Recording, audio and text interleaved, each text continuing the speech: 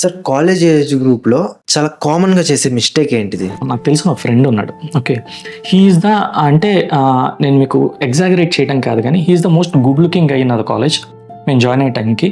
And he's the most brilliant student of our admission time. మా admission టైంకి అతనంత brilliant student మేము చూడలేదు. కానీ హీఈస్ అన్ సోషల్ లవర్. అంటే he likes to move in groups. జనరల్గా ఏజ్ గ్రూప్లో అందరికీ ఒక టీమ్ లాగా వర్క్ చేయటం, బావా బామర్దిని పలకరించుకోవటం, సరదాగా మూవీస్కి వెళ్ళటం, చిల్ అవ్వటం, ఇవన్నీ జనరల్గా మనం చూస్తాం, which is very acceptable, which is very good also. కానీ నేను చూసింది ఏంటంటే అతను కొంతమంది గ్రూప్ ఆఫ్ ఫ్రెండ్స్ తనతో తిరిగి ఫ్రెండ్స్ అంటే వీళ్ళు అనే ఉండే స్టేజ్లో వాళ్ళు స్లోగా అతనికి ఆల్కహాల్ అలవాటు చేశారు. ఎలా what ever may be the reason, initial అతను వద్దన్నా కూడా తర్వాత వాళ్ళతో కలిసి కంపెనీ కోసం హీ స్టార్టెడ్ హ్యావింగ్ ఇట్. స్లోగా ఎక్కడో వేరే వాళ్ళ దగ్గర నుంచి సిగరెట్ హ్యాబిట్ కూడా అలవాటు చేసుకున్నాడు. ఎలాంటి సినారీ వచ్చేసిందంటే పార్టీ ఎప్పుడన్నా నెలకోసారి చేసుకునే స్టేజ్ నుంచి ఎవడ పార్టీ అన్నా తిన్న పీల్చే స్టేజ్కి వెళ్ళిపోయాడు. తనకున్న సర్కిల్ వైడెన్ అయిపోయింది. వైడెన్ అవుతుంటే ఎవరో ఒకరికి ఏదో ఒక ప్రాబ్లమో, హ్యాపీ న్యూసో, బ్యాడ్ న్యూసో లేకుండా ఎలా ఉంటుంది. అండ్ నీకున్న సోషల్ సర్కిల్ పెరిగిపోతున్నప్పుడు if it's 4 or 5 maybe monthly once or 2 monthly once parties ఉంటాయి, or maybe monthly twice. But if your social circle increase to 10-20 people, ఈ 10-20 people ఎవరో ఒకరికి బాధో సంతోషమో ఏదో ఒకటి సంథింగ్ విల్ హ్యాపెన్. అండ్ నీకే కావచ్చు బాధో సంతోషం వచ్చే ఛాన్సెస్ ఉంటాయి.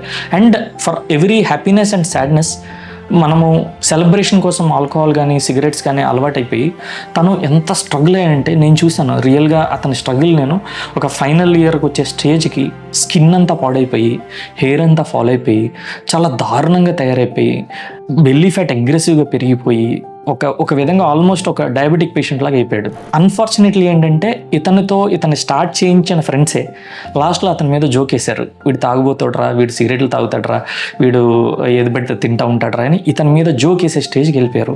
బిగినింగ్లో అందరిలో టాపర్గా జాయిన్ అయ్యాడు కాలేజీకి. చివరికి వచ్చేసరికి జస్ట్ పాస్ అయితే చాలు, బయటికి వెళ్తే చాలు అనే స్టేజ్కి వచ్చాడు. ఇవి నేను చూసిన one of the top most case of rapid decline. ఒక టాప్ పీక్లో ఉన్న స్టేజ్లో ఉన్న పర్సన్ ఒక డౌన్ఫాల్ని నేను క్లాసిక్గా చూసాను ఈ కేసులో. ఇది జనరల్గా మనం చూస్తూ ఉంటాం.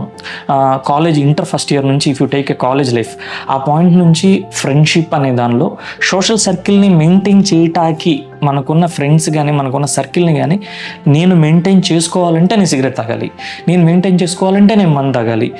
ఇవి సోషల్ ప్రెషర్ అయిపోతాయి. ఫ్రెండ్స్తో పార్టీకి వెళ్తాం, అందరూ డ్రింక్ చేస్తుంటారు, మనం తాగకపోతే వాళ్ళు నువ్వు తాగవా అని ఒకలాగా చూస్తారు, లేదా వాళ్ళు అంటారు. ఇలాంటివి తెలియకుండా సోషల్ ప్రెషర్ పడతారు. సోషల్ ప్రెషర్తో స్టార్ట్ అయింది ఒక 20 years తర్వాత, ఒక 30 years తర్వాత either it turned out to be a cancer అవ్వటమో, లేదా లంగ్స్ పాడైపోవటమో, లేదా లివర్ పాడైపోవటమో. రియల్ లైఫ్లో రియల్ వరల్డ్లోకి బయటకు వచ్చాక, ఫ్యామిలీ లైఫ్ స్టార్ట్ అయ్యాక, real journey of life begin అయిన తర్వాత ఇవి లైఫ్ని చాలా డేంజరస్ ప్రాబ్లమ్స్గా గురి కావటం. చాలామందికి తెలియని point, smoking and alcoholism not only destroys your liver and lung, it also destroys your potency. Especially males sexual potency చాలా దారుణంగా తగ్గిపోద్ది. ఇది చాలామందికి తెలియదు. చాలామంది క్యాన్సర్ గురించే భయపడతారు, but this is equally important for a man and even women. Skin చాలా దారుణంగా చేంజెస్ వస్తాయి, ఇర్రివర్సిబుల్ స్కిన్ చేంజెస్ వస్తాయి, ఇర్రివర్సిబుల్ మెటబాలిక్ చేంజెస్ వస్తాయి. బాడీలో మళ్ళీ తిరిగి రికవర్ చేయలేని స్టేజ్లోకి వెళ్ళిపోతాయి. ఇవి చాలా హజార్డస్ థింగ్స్. ఇవి అన్ఫార్చునేట్లీ ఏంటంటే ఇవి చాలా కామన్. ఈ రోజుల్లో చేయనోడు ఎవడు ఉంటాడు, అబ్బో వీడు చేయడరా, కనీసం మందు కూడా తాగో, నువ్వేం మగాడివి. ఇలాంటి ఒక సోషల్ అన్ఫార్చునేట్లీ ఏంటంటే ఇవన్నీ సోషల్గా చాలా సర్క్యులేట్ అయ్యే మాటలు. ఇది చాలా బాధాకరం. ఎందుకంటే మనం అవాయిడ్ చేయాల్సిన వాటి గురించి హైప్ ఇవ్వటం, మనం తీసుకోవాల్సిన వాటి గురించి చాలా తక్కువ డిస్కషన్ ఉండటం అన్ఫార్చునేట్లీ మనం చూస్తున్నాం, ఎస్పెషలీ ఆ ఏజ్ గ్రూప్ కిడ్స్లో.